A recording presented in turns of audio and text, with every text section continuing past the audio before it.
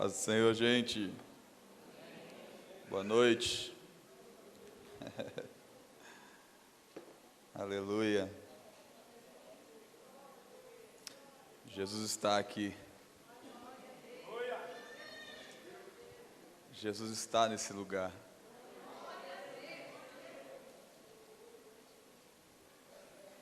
O Espírito Santo está neste lugar. Eu estava sentado. O Espírito Santo me mostrou algo que me tirou as forças. Eu vi uma noiva de branco caminhando dentro dessa igreja, cara. A noiva de Cristo, cara, está caminhando para o Cordeiro. Enquanto vocês adoravam, eu vi uma noiva de branco com as vestes resplandecentes aqui dentro dessa igreja. Não, isso não é Cristo, isso é a igreja de Cristo. Cristo está preparando a igreja dele. Essas coisas me chocam. Eu me lembro que há algum tempo atrás eu tive uma visão de madrugada. Nessa visão eu estava dentro de uma locomotiva. E eu entrava num vagão dessa locomotiva. E lá tinha uma noiva, mas ela era uma princesa. Não, ela era uma rainha, ela tinha uma coroa, ela vestia com um vestido que eu nunca vi na terra. Era o vestido mais lindo que eu já vi. O vestido dela brilhava. E ela sentava como se fosse em um trono. E ao mesmo tempo que ela sentava nesse trono, ela era toda resplandecente e cheia de glória. E de frente dela tinha um espelho enorme. E quando eu olhava para o espelho, eu via a mesma noiva.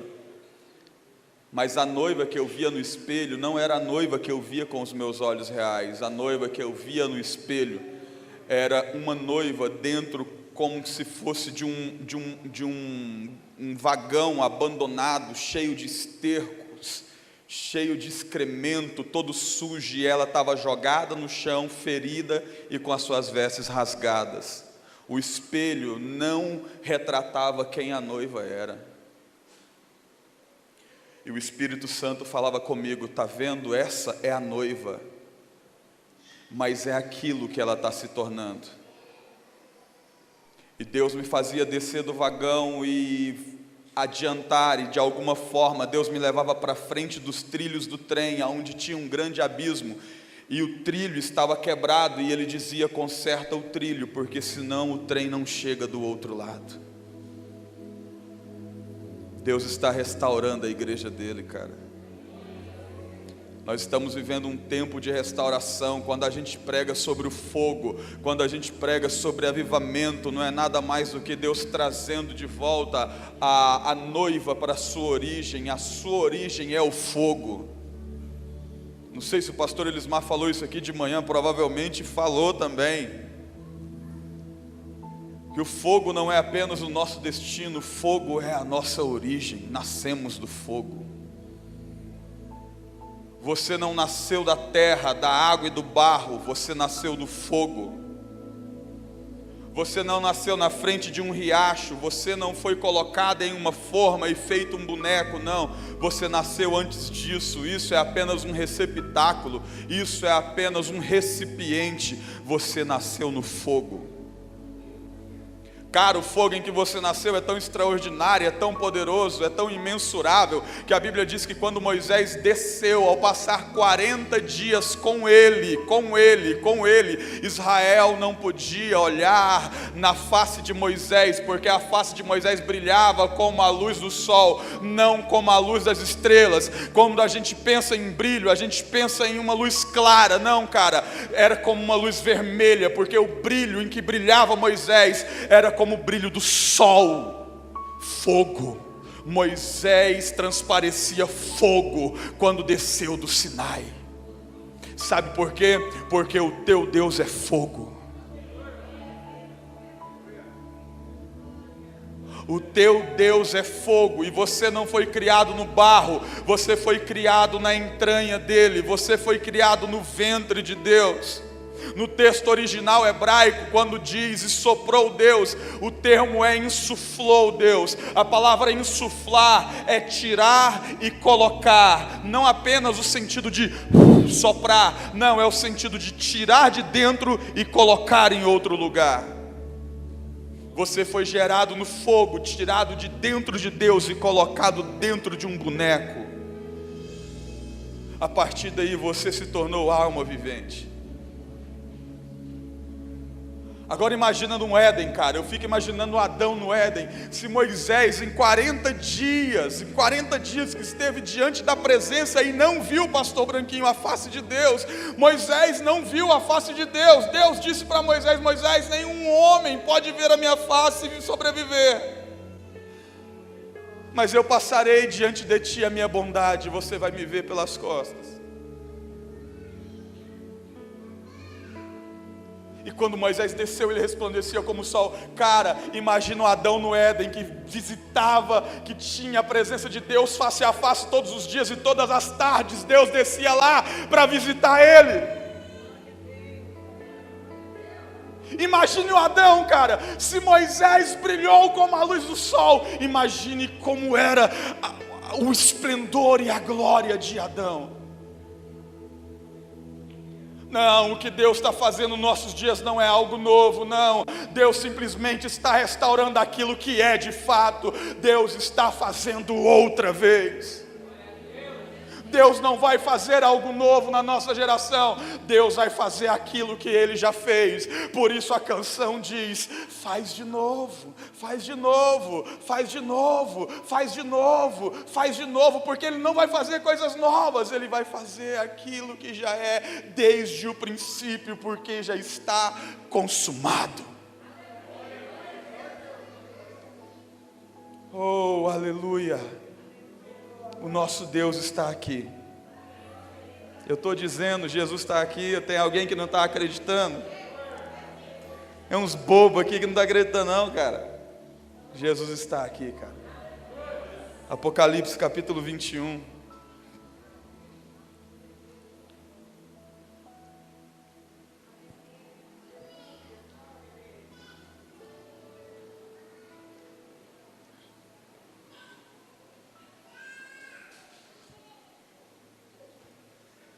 Pode ficar sentado mesmo, gente, não precisa levantar não. Pode ficar do jeito que vocês estão. Use a reverência da tua alma, do teu espírito nessa hora. A gente usa esse costume de ficar de pé na igreja, mas não é irreverência ler a Bíblia na igreja sentado, gente. Pode ficar tranquilo, porque senão você teria que ler a Bíblia em pé na sua casa. Por que na igreja é diferente? Se a tua casa não for mais importante do que a congregação que você serve a Deus, cara, você não entendeu o Evangelho.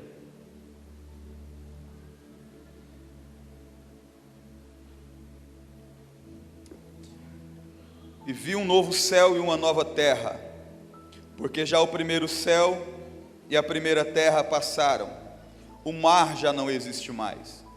E eu, João, vi a santa cidade, a nova Jerusalém de Deus que descia do céu, adereçada como uma esposa ataviada para o seu marido. Versículo 10. E levou-me em espírito a um grande e alto monte, e mostrou-me a grande cidade, a santa Jerusalém, que de Deus descia do céu. E tinha a glória de Deus, a sua luz era resplandecente, a uma pedra preciosíssima, como a pedra de jaspe, como cristal resplandecente. Só até aí, cara. Olhe para mim. Dentro dessa perspectiva do fogo, dentro daquilo que a gente já falamos, que o fogo não é o nosso destino, mas que o fogo é a nossa origem, eu queria falar um pouco sobre a vontade dos filhos e a vontade do Pai.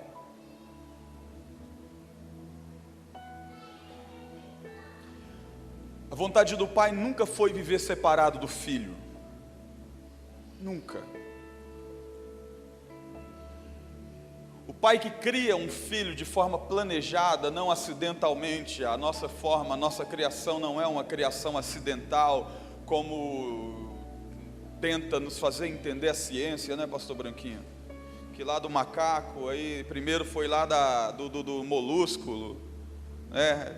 Foi do verme primeiro, no primeiro, como é que é, gente? Ajuda aí. Primeiro foi de um DNA, e é isso aí mesmo, entendeu? E aí foi evoluindo dentro da água, aí virou um sei que lá, e aí o sei que lá virou mais não sei o que lá, e o sei o que lá virou um macaco, e o macaco virou o homem, né? Ou seja, acidente. Como a ciência tenta explicar a criação do homem, a gente entende que o homem é um planejamento muito arquitetado, muito metódico e muito atencioso de Deus. Esse é o homem. O homem é um ser criado segundo o planejamento do coração de Deus, do sentimento de Deus, muito mais do que da tua mente, da tua sabedoria. O homem, ele é criado segundo o sentimento de Deus. É por isso que nós podemos sentir aquilo que o nosso Pai sente. É por isso que quanto mais próximo a gente se chega de Deus, quanto mais próximo a gente está de Cristo, quanto mais próximo a gente está dele, quanto mais a gente se aproxima dele, mais a gente sente os anseios, as dores do coração do Pai. O coração do Pai dói.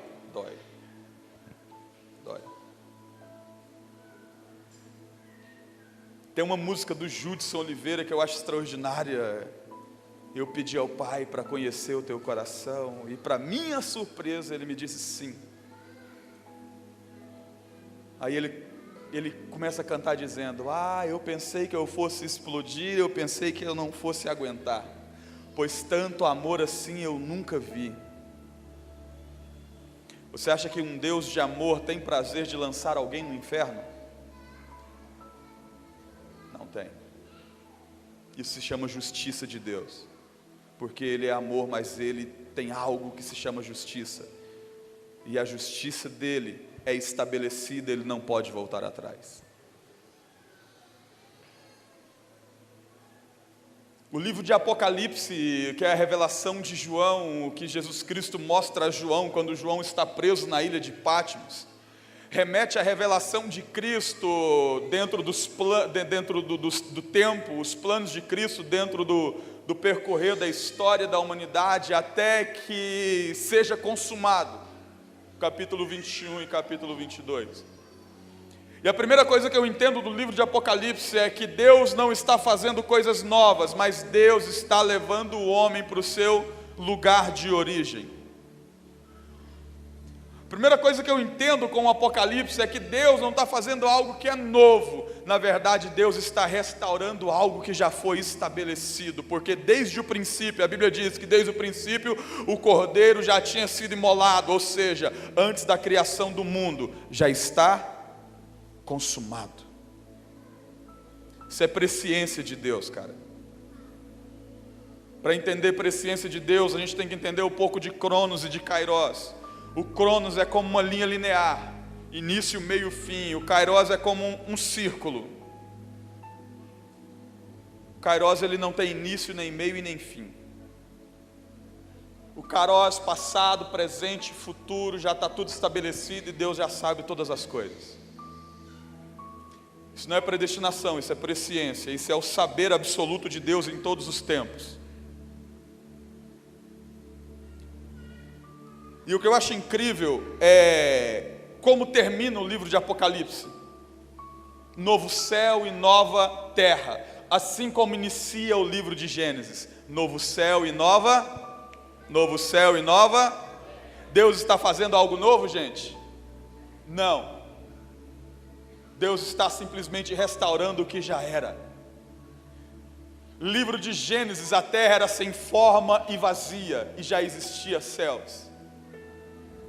O que Deus faz? Deus está criando a nova terra, e Deus estabelecendo firmamento, os céus no livro de Gênesis.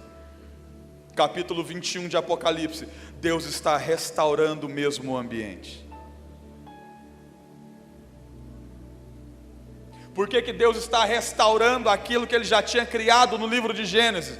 Porque de alguma forma, aquilo que foi criado no livro de Gênesis caiu. Porque de alguma maneira, aquilo que foi criado no livro de Gênesis entrou em queda, em decadência.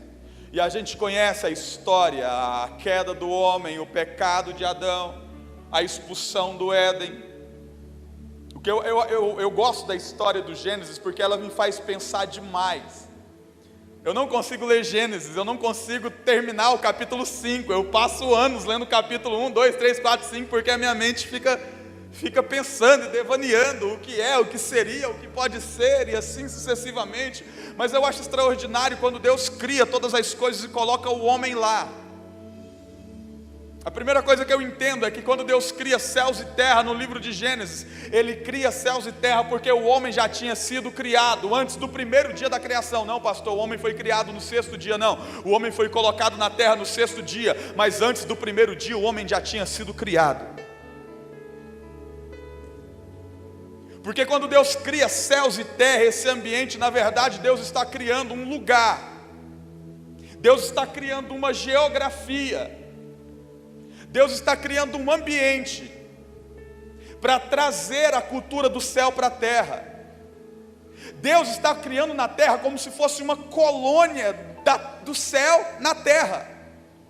E é por isso que quando Deus cria todas as coisas, logo após Ele diz assim, olha, e plantou Deus um jardim. E plantou Deus, diga comigo, plantou Deus um jardim. Cara, no Gênesis Deus não cria um jardim, Deus planta. Se Deus planta é porque esse jardim já existia. No livro de Ezequiel, no capítulo 4, fala desse jardim, mas numa perspectiva do anjo, do querubim ungido, que faz referência a Lúcifer.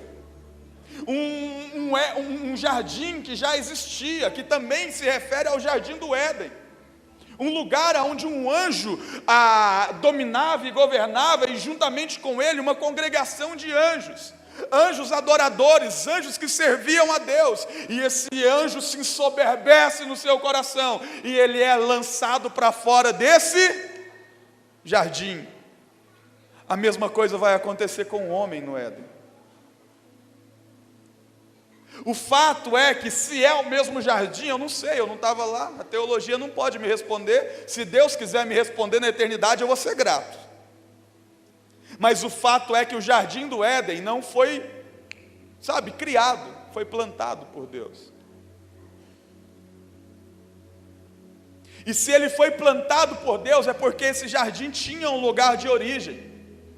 Olha só para você ver o tanto que esse jardim é extraordinário, e que esse jardim não tem perspectivas terrenas, não tem parâmetros terrenos. É que quando Deus lança para fora o homem desse jardim, a Bíblia diz que Deus coloca uma espada flamejante ao redor do jardim e 2 querubins fortes. Querubins são anjos de guerra, querubins são os guardiões do trono, pastor. Esse jardim era tão importante. Querubins é aqueles mesmos que estão lá na Arca da Aliança, estendido no propiciatório. O propiciatório representa o trono de Deus. Os querubins são os guardiões de Deus, são os anjos mais fortes que existem no céu. A Bíblia diz que Deus pega 2 querubins para guardar a entrada desse jardim. O quanto esse jardim era importante, cara. Sabe por quê? Porque esse jardim não era da terra. Esse jardim era um pedaço do céu na terra. Para provar que esse jardim não era da terra, esse jardim tinha uma árvore que não poderia dar fruto aqui na terra, porque essa árvore era extraordinária. Essa árvore, a terra não pode alimentar ela. Se chama árvore da vida. Essa árvore estava plantada dentro do jardim. A terra nunca poderia alimentar a árvore da vida. A árvore da vida alimenta a terra. A árvore da vida alimenta a terra. Não a terra alimenta a árvore da vida. Então esse jardim não era daqui. Esse jardim tinha uma outra árvore extraordinária, a árvore do conhecimento do bem e do mal. Também não poderia dar fruto aqui nessa terra. Essa árvore também era extraordinária. Esse jardim não era daqui. Esse jardim era um pedaço do céu na terra. E sabe o que eu acho extraordinário? Quando Deus coloca o homem na terra, Ele diz assim para o homem, olha, no jardim Deus fala assim para o homem: proteja, guarde e cultive. Guardar tem o sentido de segurança, guardião, protetor do jardim. Por que não existia 2 querubins antes para guardar o jardim? Porque Adão era o guardião do jardim. Aí ele disse: cultive. Cultive é cuidar. Cuide do jardim. Eu digo que a queda não começou quando a mulher mordeu o fruto. Eu digo que a queda começou quando a serpente entrou no jardim. Porque se o jardim não era da terra, era um pedaço do céu na terra, aquela serpente não era de lá. Aquela serpente era uma intrusa dentro do jardim. Aquela serpente é tão representada por Satanás que no próprio Apocalipse diz: o dragão, a antiga serpente, fazendo referência à serpente do jardim. E a própria profecia, que é a primeira profecia lançada pelo próprio Deus, a serpente diz assim: olha, da semente da mulher nascerá um, que você ferirá o calcanhar, mas ele esmagará a sua. Isso está fazendo referência a quem? A serpente animal ou a Satanás? Aquilo era um intruso dentro do jardim. Agora imagine comigo, se Adão era o guardião do jardim, se Adão tinha sido colocado no jardim para guardar o jardim, e existia um intruso lá dentro, alguma coisa errada aconteceu. Alguma coisa aqui está errada. Porque se existe um intruso dentro de um ambiente, e existe um guardião para guardar a porta, a entrada e todo esse jardim, e tem um intruso lá dentro, isso significa que alguém falhou, e não foi a mulher, porque não era a mulher a guardiã do jardim, era o homem. Se a serpente entrou, é porque o homem não guardou. Na verdade, se a serpente entrou, é porque os portões do jardim, o jardim tinha portões, a Bíblia diz. É porque os portões estavam abertos, ou pelo menos entreabertos, tinha uma brecha. Ele entrou. E se ele entrou, é porque alguém que deveria guardar, não guardou. Sabe o que eu entendo, cara? A gente não cai quando a gente comete o pecado. A gente não cai quando a gente pratica o ato do pecado. A gente cai quando ele entra. Quando a intenção entra. Jesus disse assim: olha, se você olhar com os olhos, com um olhar impuro para a mulher do teu próximo, você já cometeu o quê? O adultério. Ou seja, você não precisou cair no ato, só de você olhar. Por quê? Porque o pecado Porque o pecado entrou, cara. A terra foi desfigurada porque o pecado entrou no Éden. Mano, olha para mim, até no lugar de glória o pecado entra. Até no lugar aonde Deus habita, até o lugar aonde Deus está, o pecado entra. O diabo entrou lá no lugar aonde Deus habita. Quando ele foi acusar Jó, ele subiu, ele estava lá. É por isso, cara, que eu não me escandalizo mais quando eu vejo coisas erradas acontecer dentro da igreja. Mesmo na vida de caras que eu olhava e dizia: mano, esse cara é tão cheio do Espírito Santo, um dia eu quero ser igual ele. Mesmo que se ele caia, eu não surpreendo. Porque eu sei que o céu, a glória de Deus e o pecado disputam o mesmo ambiente, o mesmo jardim. Mas a responsabilidade de quem cuidar do jardim? Do Adão, do homem cuidar.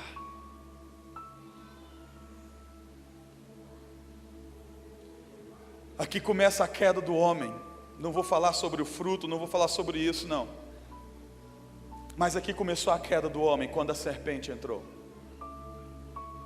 O fato é que depois que a serpente entrou e que tudo acontece, a Bíblia diz que o homem olha para a mulher, percebe que ela estava nua, ele olha para ele e ele percebe que estavam nus. Quem revelou a nudez do homem, gente? Quem revelou a nudez do homem? a transgressão. O pecado revelou a nudez do homem. Deus não revelou a nudez do homem. O problema não foi eles terem comido do fruto do conhecimento, porque o conhecimento é bom. O problema foi eles terem comido o fruto do conhecimento do bem e depois do mal. O problema não é o conhecimento do bem, o problema é o conhecimento do mal.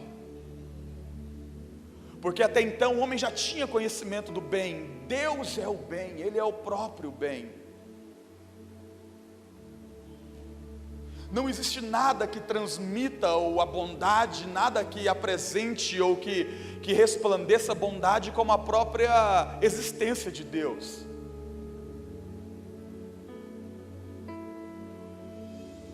O que eu acho mais interessante é que quando o homem percebe que eles estão nus, a Bíblia diz que eles vão coser folhas de figueira para se vestir, porque eles percebem que estavam.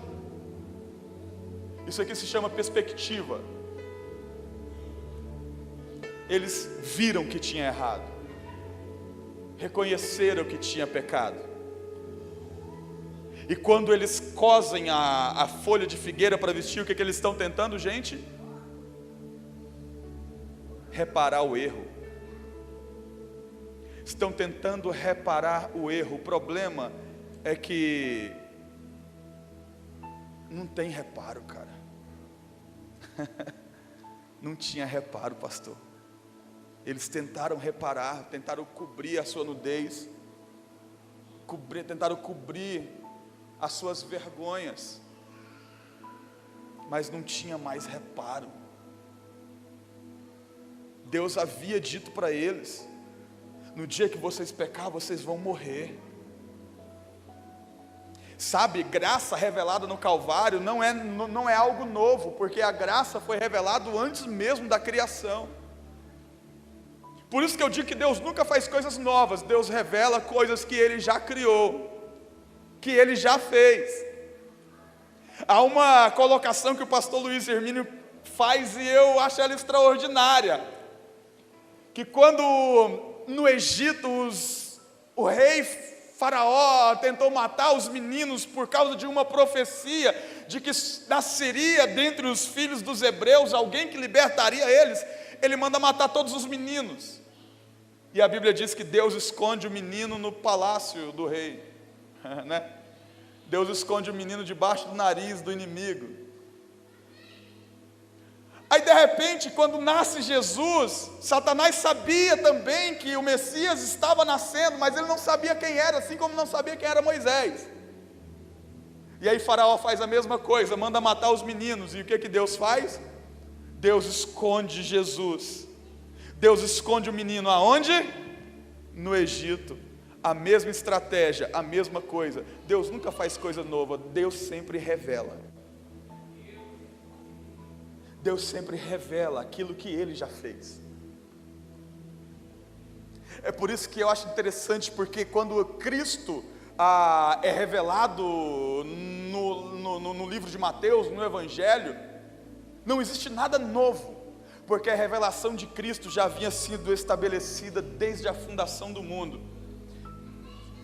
E eu acho interessante quando Cristo aparece ainda dentro do Éden, para restabelecer a graça, para dizer: eu vou dar mais uma chance, eu estou dando uma outra oportunidade. A Bíblia diz que Deus mata um animal, tira a sua pele, um animal inocente, um animal indefeso, alguém que não tinha culpa. Deus tira a vida daquele animal,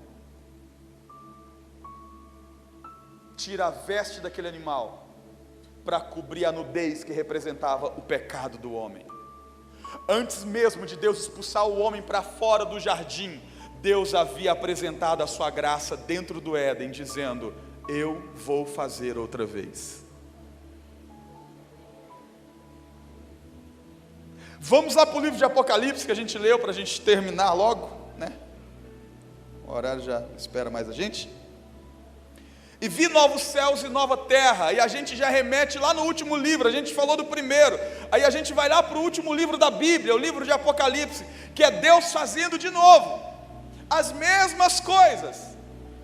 Deus fazendo de novo, do mesmo jeito que Ele fez lá atrás. E vi novos céus e nova terra, a santa cidade, a nova Jerusalém de Deus, que descia do céu, adereçada como uma esposa ataviada para o seu marido. Por que agora Deus está fazendo coisa nova? Se eu disse para vocês que Deus, Ele sempre revela o que já está feito.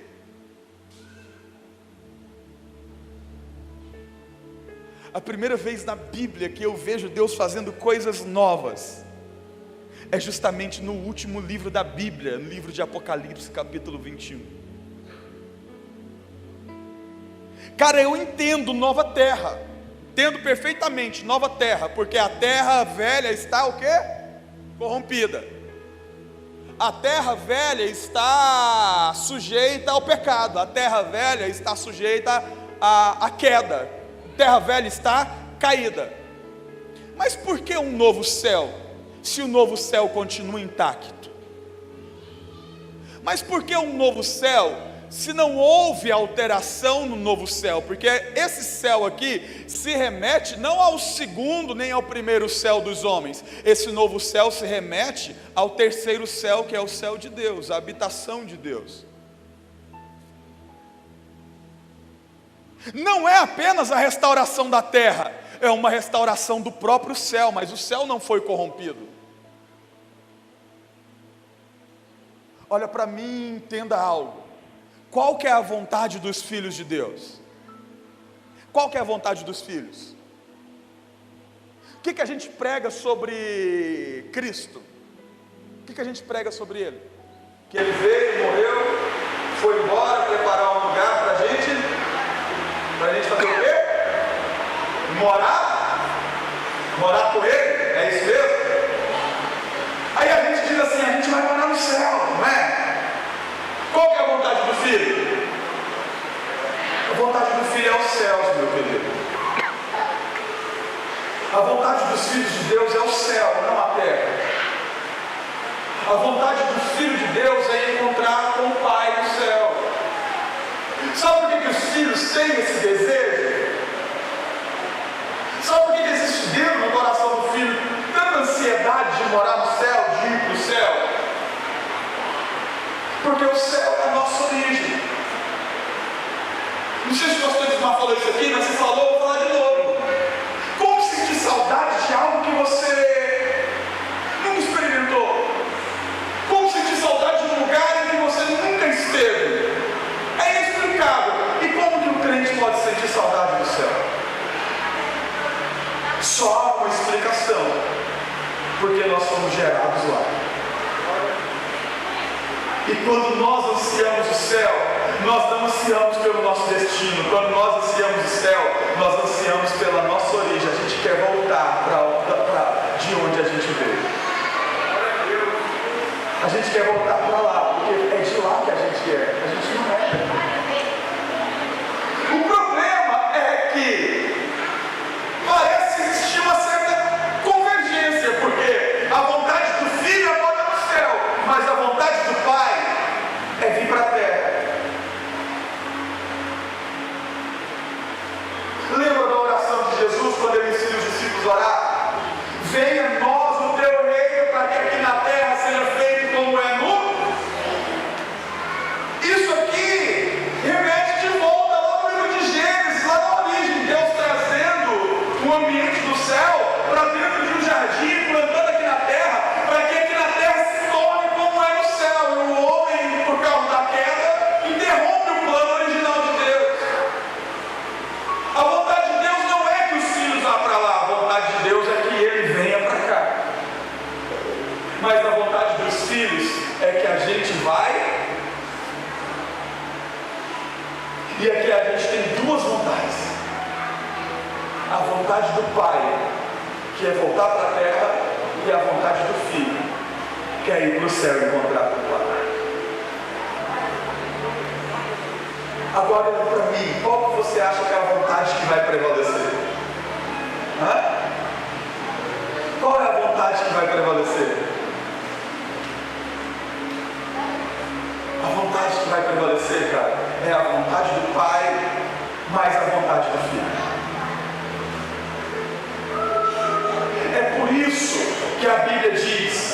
e eu vi novo céu e nova. Por que novo céu e nova terra? Primeiro, porque de fato a terra restaurada, a terra para encontrar com os céus vai ser arrancada. A terra aqui é o homem, então a terra vai sair do seu lugar para encontrar com o Pai. Mas o que eu acho mais extraordinário é que o Pai também vai sair do céu para encontrar com o Filho. Para mim não é segredo que a terra vai sair daqui para encontrar com o Pai nos ares. Mas o que me choca é saber que o Pai vai descer do céu para encontrar com o Filho nos ares, de forma a estabelecer um novo ambiente. E esse novo ambiente não é nem o céu de Deus e nem a terra do homem. Esse novo ambiente se chama novo céu, que é a vontade do Filho, e novo céu, que é a vontade dos filhos, e nova terra, que é a vontade do Pai, se encontrando em um mesmo ambiente que se chama a Nova Jerusalém. E vi a Nova Jerusalém que descia do céu sobre um monte, e a glória de Deus estava lá. A glória de Deus estava lá. Essa é a vontade do Pai, cara, juntamente com a vontade do Filho se cumprindo. É por isso que a gente prega sobre o fogo. É por isso que crente gosta de falar de fogo. É por isso que crente faz campanha de fogo, faz campanha de avivamento pelo fogo, ora pelo fogo, porque o fogo é a nossa origem. E a Bíblia diz que a Nova Jerusalém não existe sol, porque o próprio Cristo é o sol da justiça da Nova Jerusalém. Existe um fogo na Nova Jerusalém que é maior do que o sol. Existe um fogo na Nova Jerusalém que é muito mais poderoso do que o sol. O próprio Deus é o sol da Nova Jerusalém. Isso é extraordinário, filho de pé, gente. Eu acho isso extraordinário. A revelação de Deus acontecendo. E sabe o que está preparando a gente para esse ambiente? A restauração do fogo. Deus restaurando nos filhos essa origem, o fogo. Deus trazendo de volta o fogo para dentro dos filhos. Sabe, no livro de Romanos, capítulo 8, versículo 13, diz assim, olha, que a natureza aguarda com muita ansiedade a revelação dos filhos de Deus. No versículo posterior, ele fala que a ansiedade da natureza é tão grande que ela aguarda com dores, como que dores de parto, esperando pela revelação dos filhos de Deus. E sabe de que forma que os filhos vão ser revelados, queridos? A partir do fogo. Os filhos serão revelados a partir do fogo. Sabe quando que os filhos passam a ser revelados? Depois da queda. Livro de Atos, capítulo 2. E vi línguas repartidas como que línguas de fogo. Línguas como que de fogo. O fogo, cara, é a restauração dos filhos de Deus.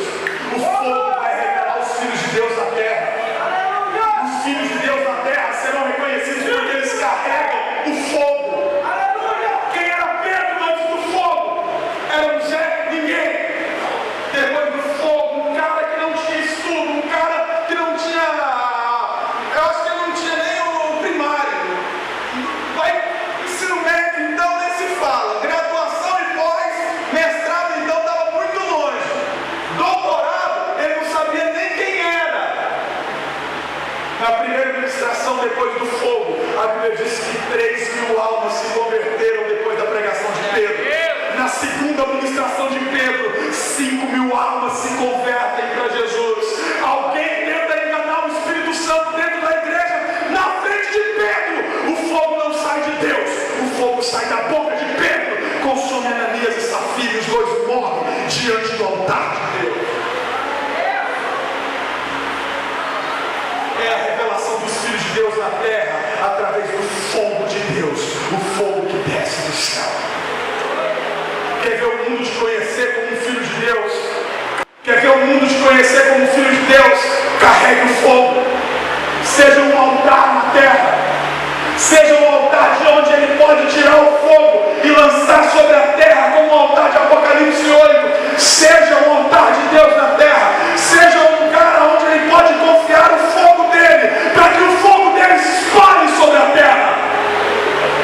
Coloque a mão no teu coração, feche os teus olhos, porque existe labaredas de fogo pairando sobre esse ambiente. Há um fogo de Deus sobre esse lugar, há um fogo de Deus sobre esta casa, há um fogo de Deus que quer consumir o teu coração, há um fogo de Deus que quer consumir os teus nervos, os teus ossos, a sua carne. O fogo de Deus vai mudar a tua vida. Você não vai ser mais o mesmo. Você não vai ser mais o mesmo. Ora, oh Espírito Santo de Deus, nós acreditamos,